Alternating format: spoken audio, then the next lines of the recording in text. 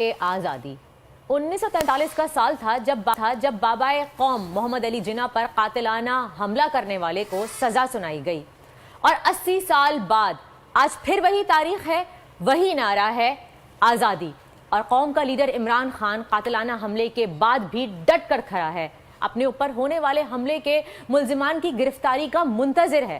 گویا عمران خان قائد اعظم کی پیروی میں حقیقی آزادی کے لیے نکلا تو اسے ویسے ہی حالات کا سامنا کرنا پڑا جو بانی پاکستان کو درپیش تھے۔ قائد اعظم پر حملہ کرنے والے کو سزا تو آج کے دن سنائی گئی تھی، لیکن یہ حملہ 26 جولائی 1943 کو ہوا تھا، جب آزادی کا خواب اپنے تکمیل کے قریب تھا۔ بابائے قوم محمد Ali Jinnah Mount pleasant road Mumbai میں اپنی رہائش میں قائم دفتر میں موجود تھے کہ ایک شخص ان کو قتل کے ارادے سے ان سے ملنے آیا۔ اس نے قائد اعظم محمد علی جناح پر چاقو کا وار کیا، تاہم خوش قسمتی سے حملہ جان لیوا ثابت نہ ہوا، بلکہ اسی طرح جیسے کپتان کو نشانہ بنایا گیا تھا، قائد اعظم کے سیکریٹری، چوکیدار اور ان کے ڈرائیور نے اس حملہ آور کو قابو کر لیا اور بچا لیا گیا محمد علی جناح کو۔ مقدمے کی کارروائی تقریباً کافی عرصے تک چلتی رہی، 2 ہفتے سے زیادہ۔ جی ہاں آپ کی داستان سننے کے بعد وردہ مجھے لگ رہا ہے کہ پاکستان 75 سال گزرنے کے باوجود بدلا نہیں ہے۔ آج بھی ہم انہی مسائل سے دوچار ہیں جو مسائل پاکستان کی ابتدا میں تھے جب پاکستان بنا تھا۔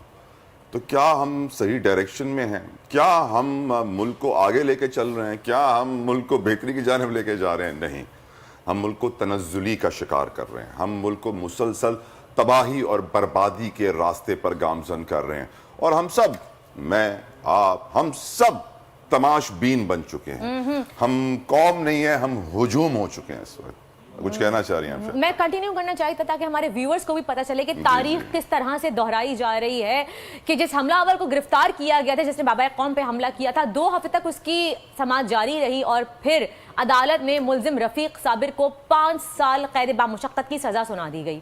لیکن آج اسی 80 سال بعد کیا عمران خان پر ہونے والے قاتلانہ حملے کے ملزمان گرفتار ہو سکیں گے؟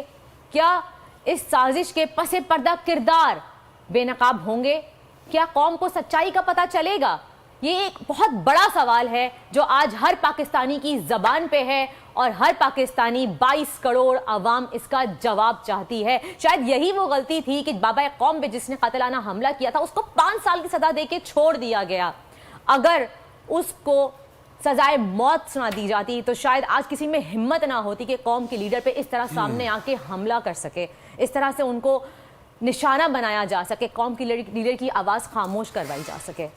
امجد علی نیازی صاحب ہمارے ساتھ موجود ہیں، پی ٹی آئی کے سینئر رہنما۔ امجد صاحب، یہ آپ نے سنا بابائے قوم پہ جس طرح حملہ، جو مشکلات ان کو دیکھنی پڑی، وہی مشکلات آج بھی ہمارے لیڈرز دیکھ رہے ہیں۔ اٹس کوائٹ آبویس، پاکستان بدلا نہیں ہے، ہم اسی راہ پر چل رہے ہیں جس راہ پر چلتے رہے تھے، جو راہ شاید پاکستان کے فائدے میں نہیں ہے۔ کس طرح ہم اپنی ڈائریکشن چینج کریں، کیونکہ لگ یہی رہا ہے کہ بہت قربانی دینی پڑے گی۔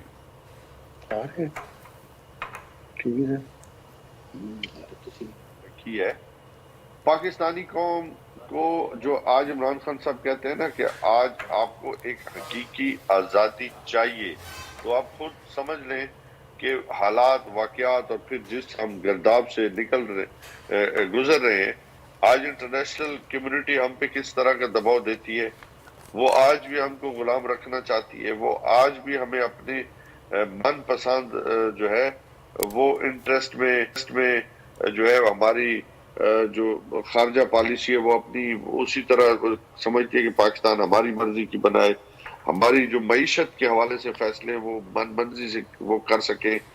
تو آپ نے دیکھو کہ ہر طرف سے لوگوں نے ہمیں گھیر رکھا ہے۔